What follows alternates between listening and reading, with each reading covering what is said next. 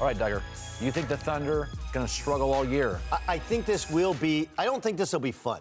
Okay, now look, the reason that they lost a 23-point lead and a 19-point lead is their bench is crummy. Yes. And they had to raid their bench in order to trade for Paul George and to trade for Carmelo Anthony, right? Like, okay, so say Victor Oladipo is a starter, and Sabonis is starter bench guy. All right, so Sabonis is gone, and then Doug McDermott is gone. That would have been their 6th and 7th man, and now their bench suffers greatly. Yeah. But to me, I think part of it's their bench, and part of it is the fact that they're working through playing together for the first time, and part of it is, hey, Melo's hard to play with, man. Yep. He just is. He is. I told Colin today on his show, people say that he's not a versatile defender. That's not true. He can't guard any position. You're gonna blame Doug, you're going to blame the guy who's been there for 15 minutes? He hasn't unpacked his wardrobe in Oklahoma City. Come on. This is about Russell Westbrook, guys. That's what it is. Stop. He has not changed his spots. So they say it, a leopard doesn't change his spots. Russell Westbrook, they are last in the NBA in passes, Oklahoma City, okay? They are first in isolation plays. You know what they're saying? They got 2 Hall of Famers now in Paul George, right, and Carmelo Anthony, and nothing has changed. You mean in Russell Westbrook?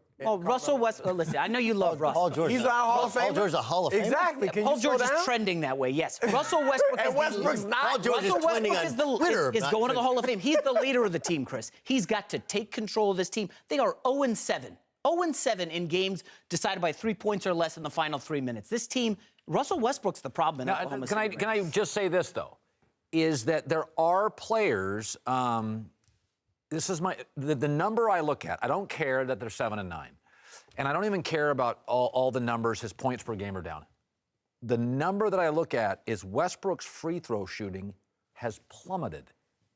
That's up here. Yeah, did they tell him, hey, we want you to work with Andre Robertson on free throw shooting? And he ended up shooting like Andre Robertson? You know what that tells me is? What that tells me is it's a mental thing. No question. He's struggling with, okay, I'm coming down the floor. I didn't give it to Melo. I gave it to Paul 2 possessions. I got to take a shot. He's overthinking and overanalyzing. And he's not really a thinking man's player. He's a reaction. Well, that's what I'm saying. You're right. He is now thinking, and he does historically. But to your point, he is now overthinking, because I do believe he's an instinctive player, and he's not playing instinctively. I think they'll get it together. They won't be Golden State, but I think they'll get to a point where they certainly make the playoffs and maybe finish in the middle of the Western Conference playoff race.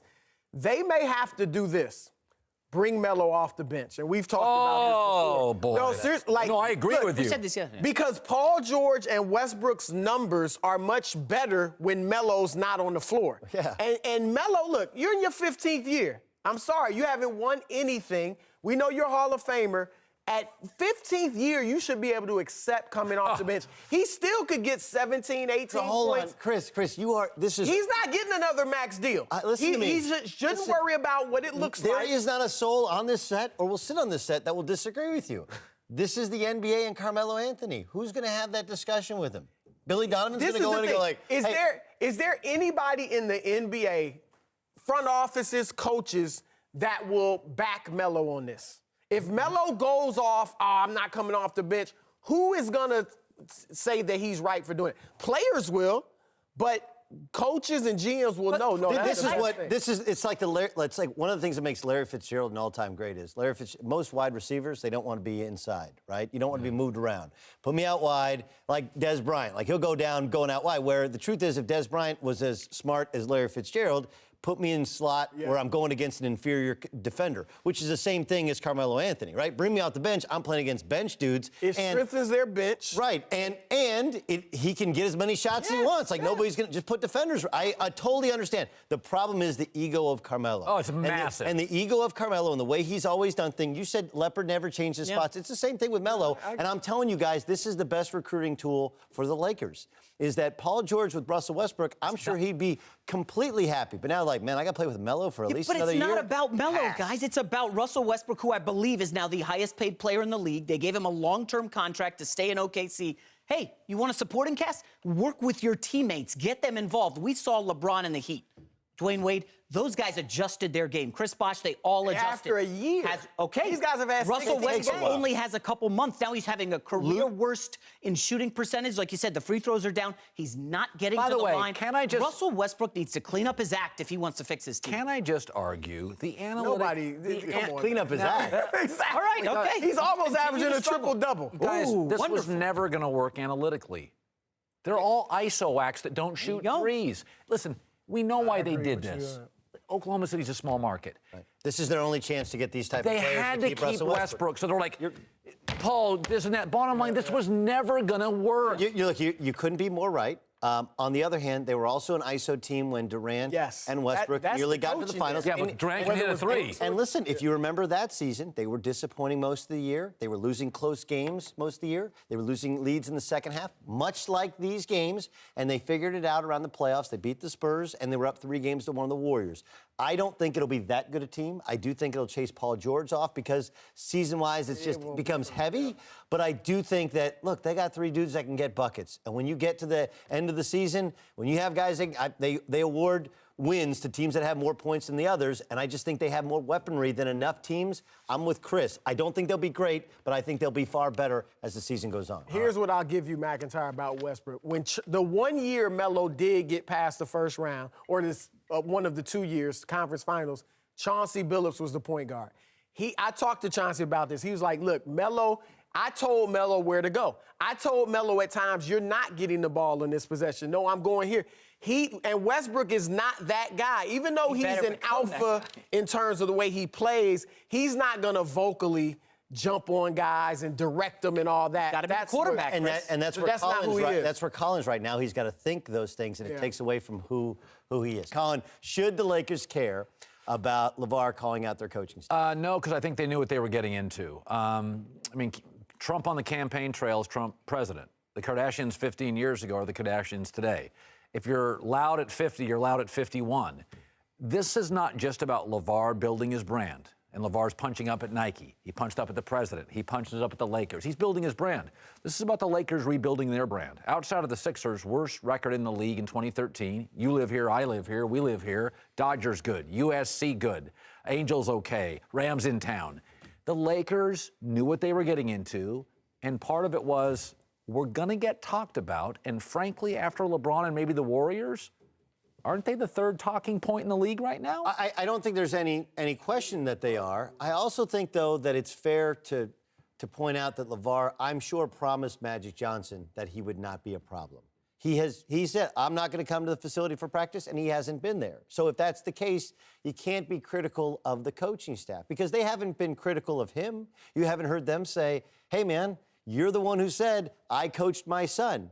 And I think privately they must feel like he kind of hasn't been coached before. He hasn't played pick and roll basketball, right? Like the things He can't shoot. He can't. He shoots from the wrong side of his face. He can't finish, and he doesn't know how to play pick and roll, which is the #1 thing you need to do to play point guard in the NBA. So they haven't been critical of him. Why is he being critical of them? Even if you read the full context, and he's actually asking them to push his son more. See, that's what I was going to say. I agree with you that it looks like Lonzo hasn't been coached very well, all right, from his dad. However, if you read that entire article in Bleacher Report, I believe he's really not criticizing the coaching staff. He's saying, you know, go harder at him. You know, almost giving him permission. I hate to use that term because they don't need it, but giving him permission to yell at his son, to push his son, to be critical of his son so he gets better. Here's the problem. We're in a soundbite era. Yeah. And most people, including the Lakers players, probably aren't going to read the full context of the article. Right. And all they see is he's calling the coaching staff soft. So that's a problem. But I will say this.